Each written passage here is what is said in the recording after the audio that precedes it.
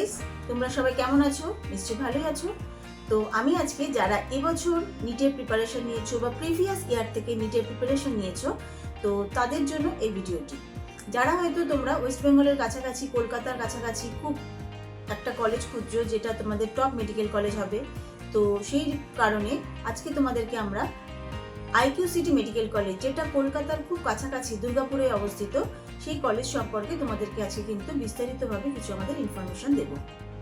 তো চলো আমরা ভিডিওটা শুরু করি। তার আগে তোমরা কিন্তু এই ভিডিওটাতে কি কি জানতে পারবে একবার শুনে নাও। যেখানকার ক্যাম্পাস সাইজ, কোর্সেস, ফিস বা ফ্যাকাল্টি কেমন আছে, অ্যাডমিশন প্রসেস কি আছে, প্লেসমেন্ট কি আছে, হস্টেল অ্যাবিলিটি কি আছে, সমস্ত কিছু কিন্তু আমরা এই ভিডিওতে তোমাদেরকে জানাবো। তো চলো আগে আমরা কলেজটি একবার পরিদর্শন করে নিই।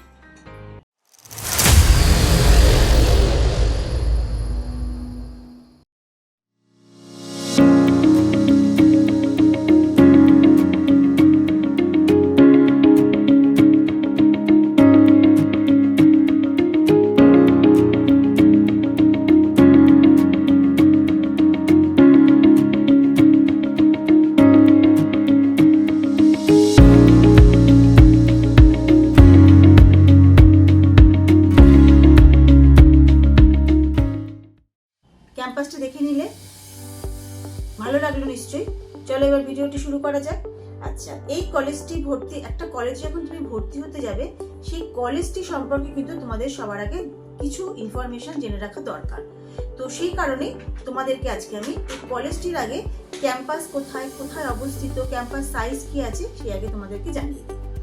আইকিউ সিটি মেডিকেল কলেজটি 2013 সালে ওয়েস্ট বেঙ্গলের দুর্গাপুরে অবস্থিত হয়েছে। এটি একটি প্রাইভেট কলেজ, যেটা 100 একর জমির উপরে এই কলেজটি কিন্তু স্টাবলিশড।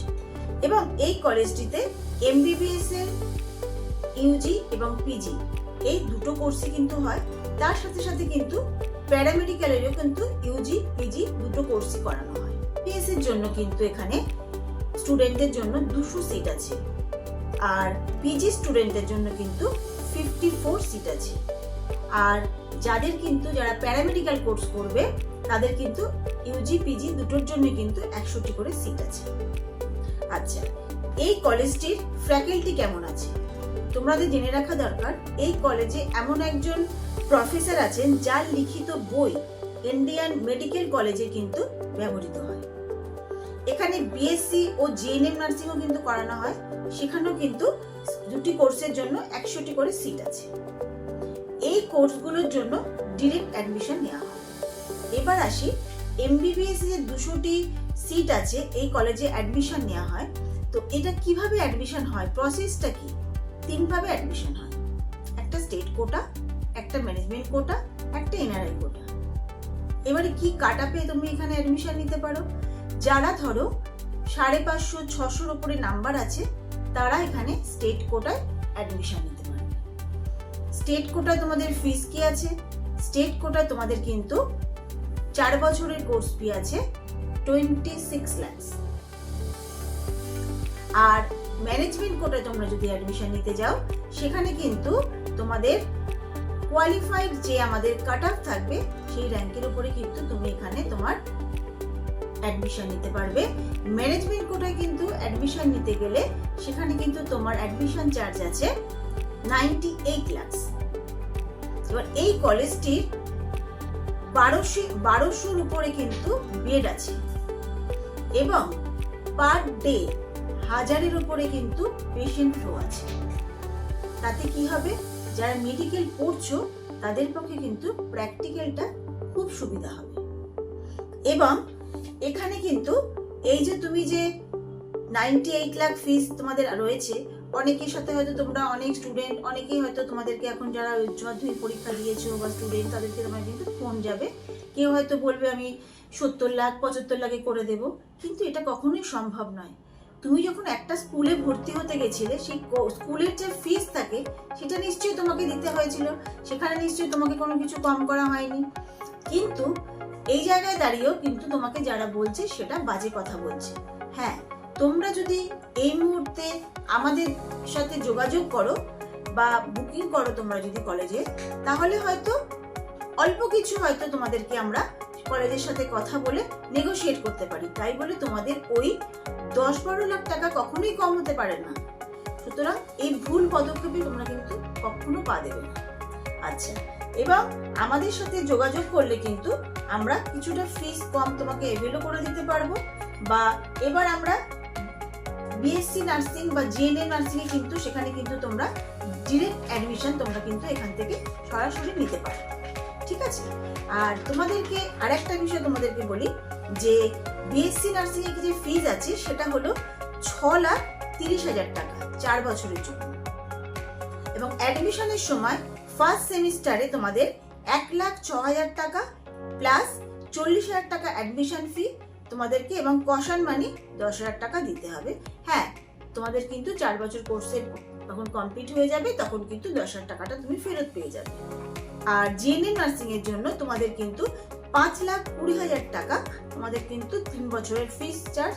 কিন্তু সেখানে ফার্স্ট সেমিস্টারের ফিস তোমাদেরকে দিতে হচ্ছে 1,73,000 টাকা এবং 40,000 টাকা তোমাদের অ্যাডমিশন ফি এবং কশন মানি ওখানেও 10,000 টাকা। কিন্তু 10,000 টাকাটা ওখানেও তোমরা ফেরত পেয়ে যাবে। এবং স্টুডেন্টদের এখানে পরিবেশ কেমন আছে, এখানে কমফোর্টেবল এনভায়রনমেন্ট, সব রকম ফেসিলিটি তুমি এখানে পাচ্ছ। জিম, ক্যাফেটেরিয়া, প্লেগ্রাউন্ড থেকে শুরু করে ক্লাসরুম সমস্ত কিছু ওয়েল মেইনটেইন এবং গুড কন্ডিশনেই রয়েছে। এই হসপিটালে যেখানে তুমি বুঝতেই পারছো এতটা পেশেন্ট ফ্লো আছে, ওপিডি ডোজ আসছে, সেখানে স্টুডেন্টদের পড়াশোনার ক্ষেত্রে কতটা তাহলে কাজে আসছে। এবার আসি তোমাদের হস্টেলের কথা। এখানে হস্টেল তোমরা লেডিস এবং জেন্টস মানে বয়েজ অ্যান্ড গার্লস হস্টেল আলাদা 24 ঘন্টা কিন্তু নিরাপত্তা রক্ষী দ্বারা সুরক্ষিত আছে এবং ওয়েল মেইনটেইন প্রত্যেকটা রুম। এসি নন এসি দুটোই পেয়ে যাবে। হ্যাঁ, সেখানে কিন্তু তোমাদের ফিসটা একটু আলাদা হবে, বুঝতেই পারছো। 3 বেডের নন এসি বা যেখানে রুম আছে সেখানে হয়তো আলাদা ফিস থাকবে, যেখানে 2 বেডের নন এসি সেখানে আলাদা রেট থাকবে, আবার যেখানে এসি রুম থাকবে 3 বেডের বা 2 বেডের সেখানে আলাদা ফিস থাকবে। তো হোস্টেল ফিজের মধ্যে স্পোর্টস, জিম, কমন রুম, তোমার ইনডোর গেমস সমস্ত কিছু অ্যাটাচ থাকবে। তবে হ্যাঁ, হস্টেলে কিন্তু সবার জন্য ম্যান্ডেটরি। ধরো কেউ দুর্গাপুরের কাছাকাছি থাকছো, বলছো বাড়ি থেকে যাতায়াত করবে, সেটা কিন্তু হবে না, তোমাদের কিন্তু হস্টেলে থাকতে হবে। এবং হস্টেলে কিন্তু ফুডিং চার্জ, এটার মধ্যে যে তোমার হস্টেল চার্জ আলাদা, ফুডিং চার্জ কিন্তু সেখানে আলাদা। তোমরা যদি এইরকম আরো নানান কলেজ সম্পর্কে ডিটেলসে জানতে চাও তাহলে কিন্তু নিচের কমেন্ট বক্সে গিয়ে অবশ্যই কমেন্ট করবে।